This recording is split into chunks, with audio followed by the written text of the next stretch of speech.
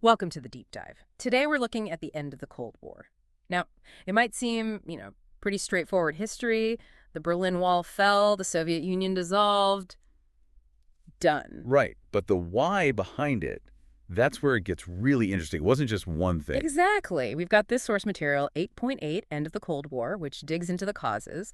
And that's our mission today. Explore how these different threads, U.S. actions, Afghanistan, Soviet reforms, all came together. Yeah, to see the connections without getting bogged down in excessive detail. It's about understanding the main drivers. Okay, so let's set the scene. Early 1980s. The Cold War is still very much on. Hmm. And the stakes, Hmm. immense. Our source mentions over 12,000 nuclear missiles, each side. 12,000. It's almost unimaginable. And this whole situation was basically held together by mutual assured destruction. Which sounds, well, mad. It kind of was. The logic, if you can call it that, was simple. If you attack us, we both get wiped out. Total annihilation. So don't attack. A terrifying standoff. But there was a slight thaw before Reagan in the 70s. Détente. Yes, exactly. Détente. It was a period where both sides tried to, let's say, manage the confrontation, reduce the immediate risk. Like the Saltai Treaty, the source brings that up. Precisely. Nixon and Brezhnev signed Saltai, aiming to put some kind of cap on building more nuclear weapons. It was an attempt to, pull back from the brink a little. But then 1980, Ronald Reagan is elected. And the source says he took a much harder line. Détente was out. Yeah, Reagan's approach was definitely more confrontational. He challenged the Soviets much more directly, rhetorically, and strategically. And this led to, well, one of the most talked about initiatives of the era. The Strategic Defense Initiative. Right. SDI, or as everyone seemed to call it. Star Wars. Right. Nickname stuck. So what was SDI, basically? Lasers in space? Pretty much the idea, yeah. A space-based shield using things like lasers, particle beams maybe, to shoot down incoming Soviet missiles before they could reach the U.S., to make nuclear weapons obsolete, essentially. Wow.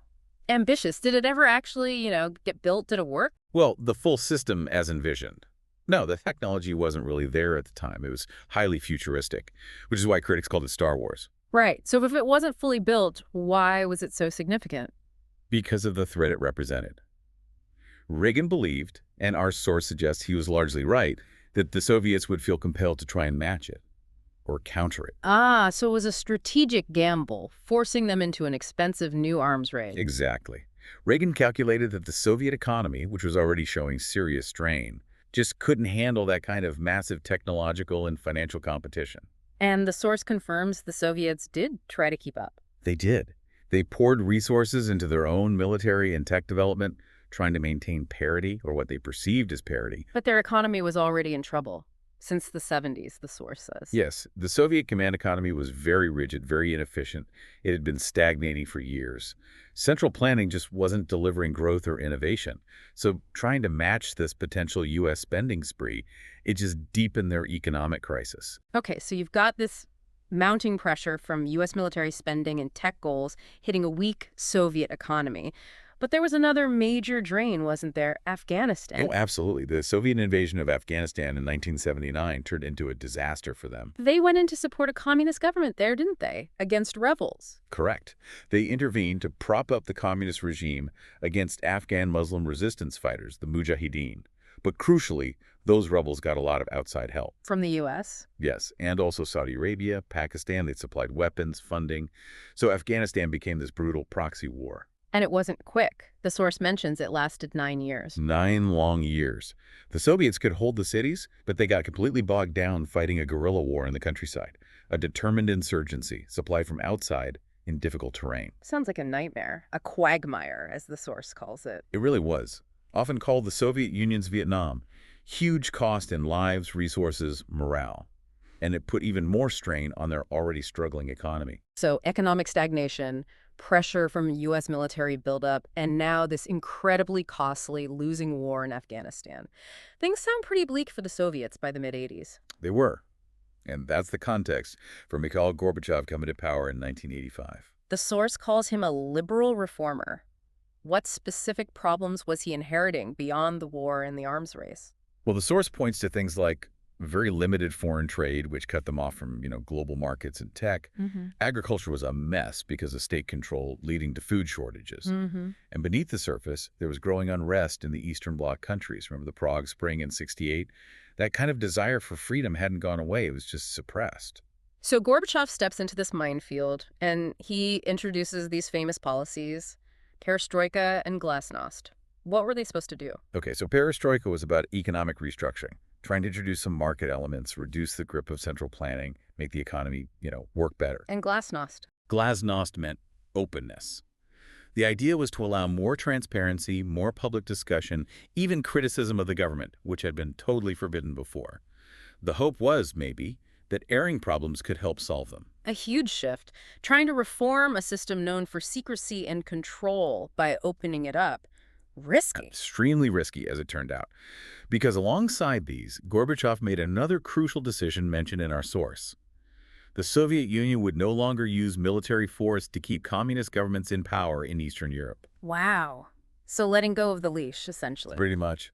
And the effect was immediate and dramatic. The satellite states, Poland, Hungary, Czechoslovakia, East Germany, they saw their chance. Reform movements just exploded. The dominoes started falling? Exactly. One after another, communist regimes crumbled across Eastern Europe throughout 1989. And did that wave of change then splash back into the Soviet Union itself? Absolutely. Seeing the changes in Eastern Europe emboldened nationalist movements within the Soviet republics. Places like Lithuania, Georgia, Estonia, and started demanding independence. Glasnost, meant to allow some criticism, opened the floodgates to decades of pent-up grievances and national aspirations. And then the big symbol, November 1989, the Berlin Wall. Yeah, the fall of the Berlin Wall. It was just this incredibly powerful visual moment, a symbol of the division suddenly crumbling. Germany moved towards reunification. The Soviet Union basically stood by. They couldn't or wouldn't stop it. It really felt like the end of an era. It truly was. The momentum was unstoppable by then.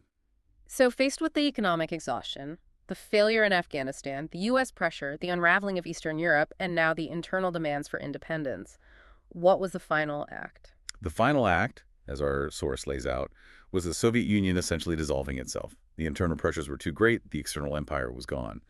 In December 1991, the Soviet legislature voted the USSR out of existence. And just like that, the Cold War was officially over. Officially over. Though the forces leading to it had been building for a long time. So recapping, it really wasn't just one thing. It was this convergence, wasn't it? The relentless U.S. military and tech pressure hitting that stagnant Soviet economy. Right, which was already being bled dry by the disastrous war in Afghanistan. And then Gorbachev's reforms, perestroika and glasnost, intended to save the system, actually unleashed forces, openness, nationalism that sped up its collapse. Precisely. A complex mix of external pressure, internal weakness, and the unintended consequences of attempts at reform. Not a simple cause and effect. It's a powerful reminder, I think, of how interconnected things are and how policies can have completely unexpected results. Which leads to a final thought for everyone listening. Yeah. We've talked about how unintended consequences were so key here, both for the U.S. with things like SDI's economic impact and obviously for Gorbachev's reforms. Thinking about today's world, where might we see similar dynamics playing out? Where could policy decisions, however well-intentioned, lead down unexpected paths? Something to consider. A very relevant question. Indeed. Thanks for joining us on this deep dive.